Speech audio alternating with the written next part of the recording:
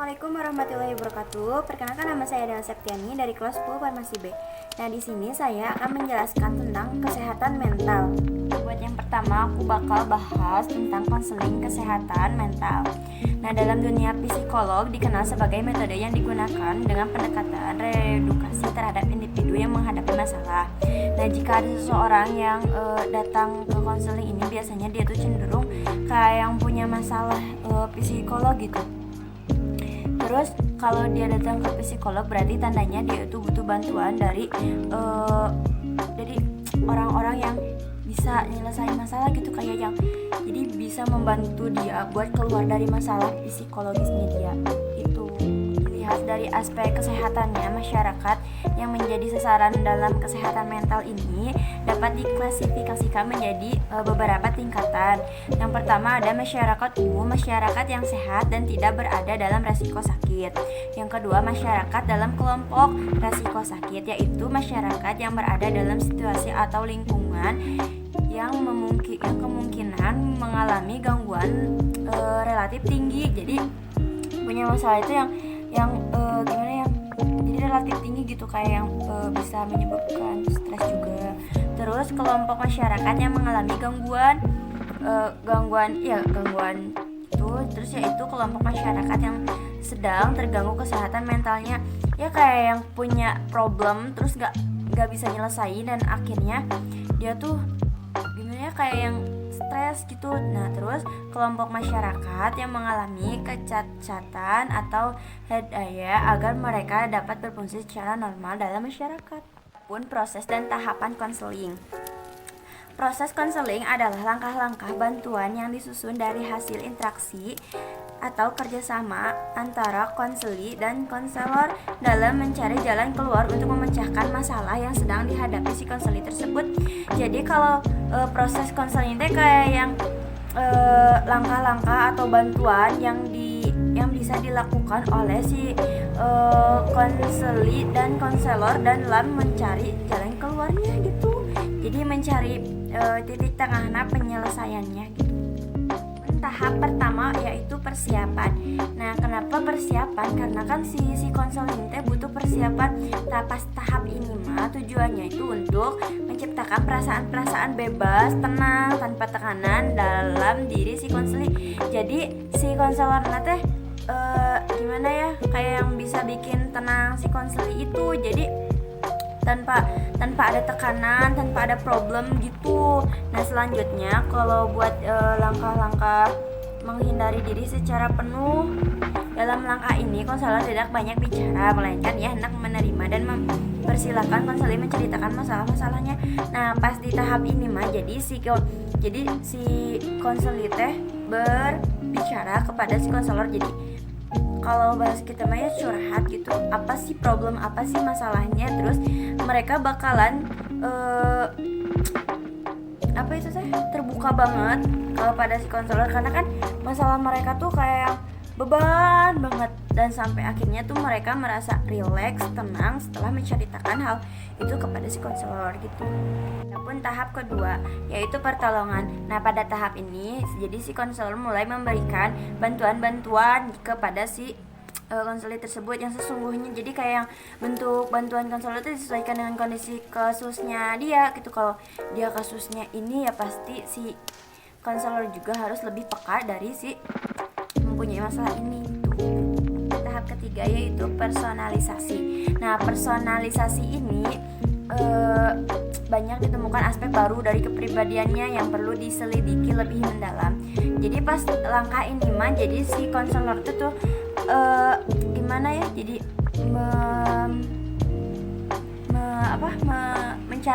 mencari tahu lebih dalam gimana sikap si konseling ini gitu. Jadi memperdalam kepribadian dari orang tersebut. Langkah yang keempat yaitu menginisiasi.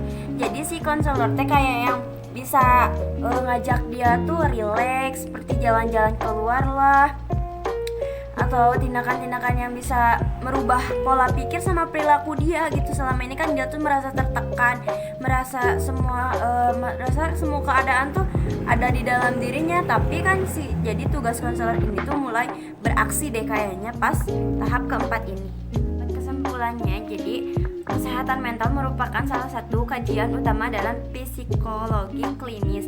Istilah kesehatan mental mencakup suatu keadaan yang sehat secara psikologis yang memiliki indikator-indikator tertentu, misalnya mampu menyesuaikan diri, bertanggung jawab, mampu berkembang secara dinamis, dan mampu mengaktifasi diri potensi secara baik di masyarakat. Kadang individu mengalami goncangan atau stresor yang mengakibatkan dirinya kehilangan konsep-konsep atau indikator-indikator kesehatan mental itu. Nah, makanya buat teman-teman, jadi kalau ada masalah tuh jangan terlalu dipikirin, bawa relax aja, bawa enjoy aja, jalanin aja. Kalaupun masih kepikiran, kalian coba cari kesibukan yang lain, tapi diimbangi dengan berdoa kepada Allah. Gimana usaha kita juga, kalau kitanya nggak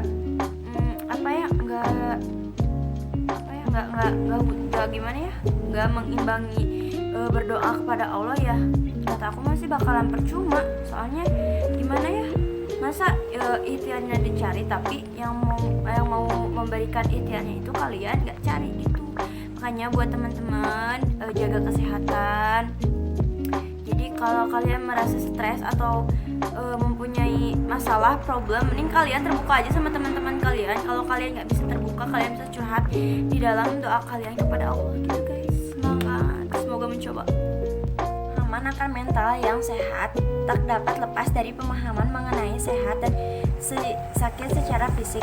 Berbagai penelitian telah mengungkapkan adanya hubungan antara kesehatan fisik dan mental individu. Jadi kalau kesehatan fisik gak bakalan jauh-jauh dari kesehatan mental juga gitu, kayak yang saling berkaitan, saling kalau yang ini rusak jadi ini juga ikut rusak gitu. Jadi kayak nggak bisa dilepas, kayak yang udah dari sananya harus gitu. Secara umum juga dapat dipahami sebagai kesejahteraan secara penuh, baik secara fisik, mental, sosial, tidak hanya terbebas dari penyakit atau keadaan lemah. Sedangkan di Indonesia, Undang-Undang Kesehatan Nomor 23 tahun 1992 menyatakan bahwa sehat adalah suatu keadaan sehat secara fisik, mental, dan sosial, di mana kemungkinan setiap manusia untuk hidup produktif baik secara sosial maupun ekonomis, penyesuaian dan pertumbuhan diri. Nah, manusia sebagai makhluk sosial dituntut untuk selalu melakukan penyesuaian. Penyesuaian adalah suatu hubungan harmonis dengan lingkungan dan mengakibatkan kemampuan untuk memuaskan kebutuhan terpenting dan menghadapi terutama baik secara fisik dan sosial. Nah, adapun kesehatan mental dalam perspektif Islam. Kesehatan mental dari perspektif Islam merupakan suatu kemampuan dari individu dalam mengelola fungsi-fungsi kejiwaan dan terciptanya penyesuaian dengan diri sendiri, orang lain maupun lingkungan sekitarnya secara dinamis berdasarkan Al-Quran dan Sunnah, pedoman hidup menuju kebahagiaan dunia dan akhirat. Pandangan Islam tentang gangguan jiwa tidak jauh berbeda dengan pandangan para ahli kesehatan mental. Pada umumnya, penerapan agama Islam dapat membantu manusia dalam mengobati jiwanya dan mencegah diri untuk mengganggu kejiwaan serta membina kondisi kesehatan mental. Kajian berikut akan mengulas beberapa bentuk ibadah dan efeknya secara fisik, dan kemudian dikenal dengan psikoterapi melalui amalan ibadah. Ciri-ciri mental sehat. Kesehatan mental manusia dipengaruhi oleh faktor internal dan eksternal. Faktor internal adalah faktor yang berasal dari diri seorang, seperti sifat, bakat, keturunan, dan sebagainya. Faktor eksternal merupakan faktor yang berada di luar diri seseorang, seperti lingkungan, keluarga. Karakteristik mental yang sehat: terhindar dari gangguan jiwa. Zakia Rajat menguatkan perbedaan antara gangguan jiwa dengan penyakit jiwa. Karakteristik pribadi sehat mental. Fisik, karakteristiknya perkembangannya normal, berfungsi untuk melakukan tugas-tugasnya, sehat dan tidak sakit-sakitan. Psikis, respek terhadap diri sendiri dan orang lain, memiliki insting dan rasa humor, memiliki respon emosional yang wajar, mampu berpikir kreatif dan objektif, terhindar dari gangguan-gangguan psikologis, bersifat kreatif dan inovatif, bersifat terbuka dan fleksibel, tidak defensif, kemudian perasaan bebas untuk memilih, menyatakan pendapat dan bertindak. Sosial, memiliki karakteristik memiliki perasaan empati dan rasa kasih sayang, terus mampu berhubungan dengan orang lain, merasakan cinta, persahabatan, dan lain-lain, bersifat toleransi. Terus moral religiusnya, beriman kepada Allah dan taat mengamalkan ajarannya, jujur, amanah, bertanggung jawab, ikhlas dan normal. Adapun ibadah sebagai psikoterapi, yang pertama ada sholat. Nah, kalian jangan lupakan sholat karena sholat itu adalah tiang agama. Terus yang kedua, jangan lupa zikrullah. Terus jangan lupa membaca Al-Quran. Kalian kan ada tuh hadis yang kalau katanya kita baca Quran, nanti di alam kubur kita tuh bakal diterangi oleh cahaya Quran tersebut. Nah teman-teman, jangan lupa mengaji setiap hari. Gak apa-apa, gak sujud juga, minimal 1 ayat gak apa-apa. Nah terus yang keempatnya, saum. Jangan lupa puasa. Kalau bisa kan sekarang tuh kita mau menghadapi Ramadan. Teman-teman, buat laki-laki jangan sampai bolos-bolong puasanya. Nah kan kalau cewek mah banyak halangan, jadi gak apa-apa. Terus yang kelima, haji. Nah kalau ini sih bagi orang yang mampu kali ya. Jangan memaksakan diri ya apabila tidak mampu. Jadi kalau misalnya kalian tetap mau berangkat ya kalian berarti harus nabung, harus niat dari sekarang kalau kalian mau pergi ke sana. Nah kesimpulannya, kesehatan mental adalah terhindarnya seseorang dari keluhan dan gangguan mental baik berupa neuris maupun psikosis. Orang yang sehat mental akan senantiasa merasa aman dan bahagia dalam kondisi apapun. Ia juga akan melakukan introspeksi atas segala hal yang dilakukannya sehingga ia akan mampu mengontrol dan mengendalikan dirinya sendiri. Jadi kalau kalian udah merasa kalau udah marah gak bisa terkendali gitu ya, kalian nih tadi kan ada tuh tips-tipsnya. Nah kalian jangan sampai ninggalin perintah-perintahnya Allah, terus jauhin deh larangan-larangannya, lebih baik tuh